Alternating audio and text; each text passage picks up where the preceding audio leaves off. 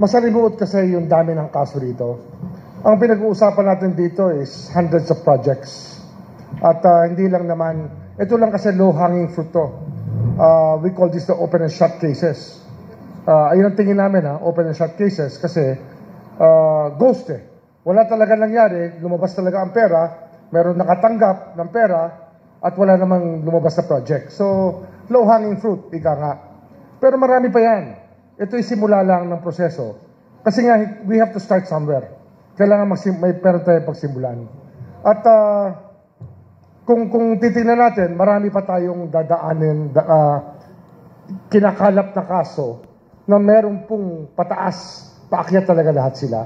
Ito lang kasi, ito yung talagang mabilis to mabilis itong pwedeng gampanan. Mabilis itong pwedeng matapos, kumbaga. Pero, tinatrabaho namin sabay-sabay pa yung iba pang mga kaso.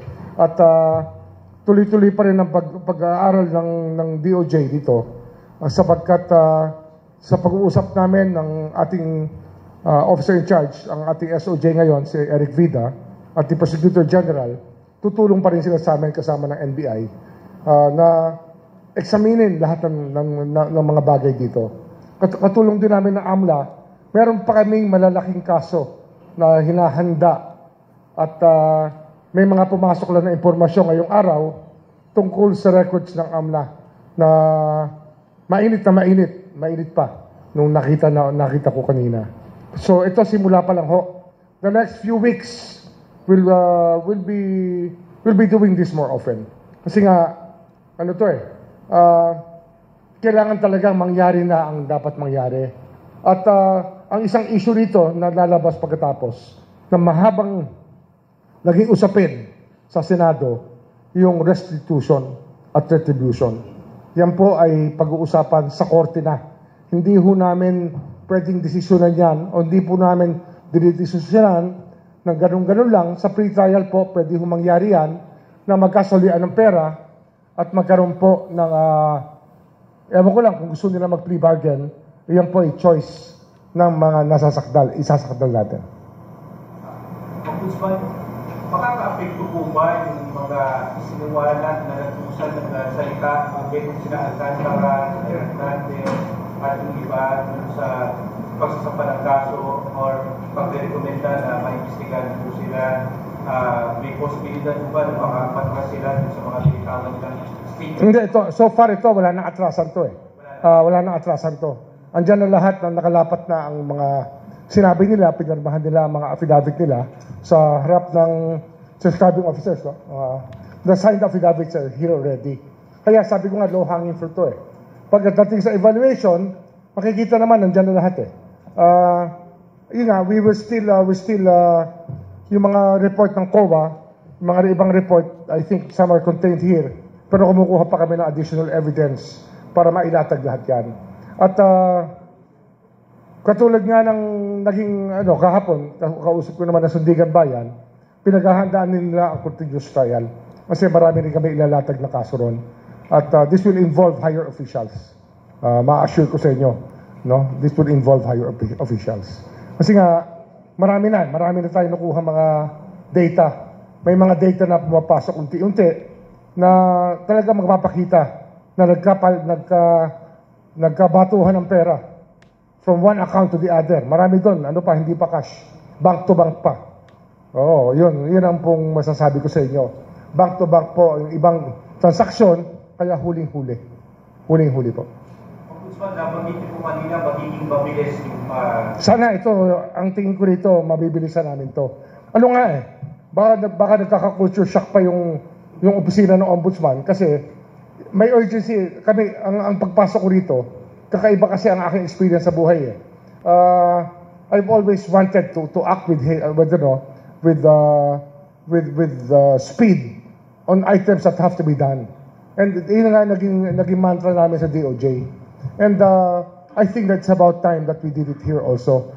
Kasi the cry to curb corruption is so strong that we just cannot sit on our asses the whole day. Hindi na po pwede yan. Meron pong, may kausap ako kanina na organic dito, mamayang hapon daw dadalhin sa akin. ang dokumento na hinihingi ko. Sabi ko, hindi. Ngayong makatanghali, dapat makuha ko yan. Yung kultura ang dapat natin talagang paspasan dito. Yung paspasan ng kultura, yan po yung aking hingiin sa mga tao dito sa Office of the Ombudsman. Kasi nga, it's about time the Filipino people got a better deal out of this office. Sir, meron po bang state witness dito? O ito po ay yung mga It's being considered, no? At magkakasolian kasi ang natin dito, kung pwede isoli ang pera, kung ganong kalaking pera ang pwedeng isasauli nila, yun po yung ating goal dito, together with, sana kung mabilis, kung mag-plea bargain sila, di mas mabuti, para tapos na yung kaso kagad. Kasi pag nag-plea bargain yan, wala nang appeal yan, dire-diretso na yan. Sir, malinaw po na napag-usapan na po yun with the people na nakausap natin. Hindi pa umaabot doon, pero ina-anticipate na natin na doon papunta yan. Kasi nga, walang, ewan ko lang, ang tingin ko lang, walang abogado makakahas na sabihin na kayang-kaya niya yung kasong to.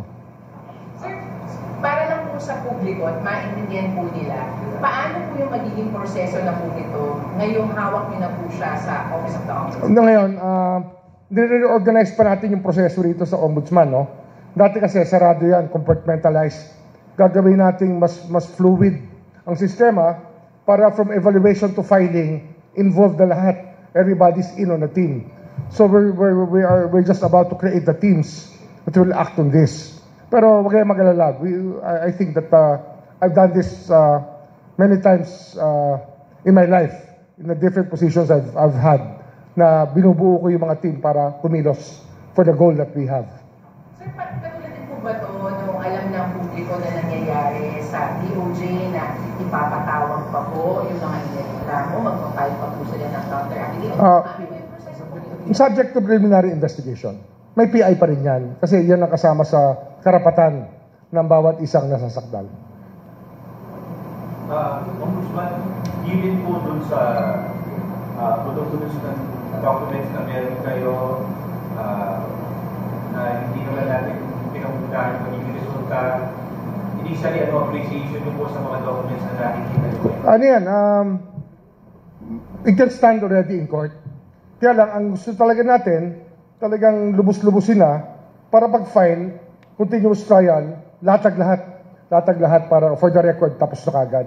Ayun nga, ang goal namin dito, continuous trial, as I already asked the presiding justice of the Sandigan Bayan, that's what we want later on when the other cases come.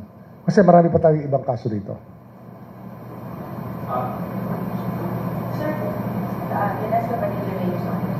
Sir, why make referral instead na DOJ filing the complaint here? I understand po. Hindi, yun talaga yung sistema eh. That's how it works eh. Kasi ang talagang mandate na sa Office of the Ombudsman, they only act on the direction of the Office of the Ombudsman following the Memorandum of Agreement and the mandate of the Ombudsman to be the one to run after grafters. Sir, since you oversaw the preparation of the case build-up, how long will the Ombudsman evaluation? Well, hopefully 10 working days would be sufficient to do it. Sa evaluation, baka less pa sa evaluation. Yung PI yung medyo kailangan natin yung proseso na tupadin natin. Basic rights yan ng kahit sinong accused sa crime. Okay? Sir, you said EWS.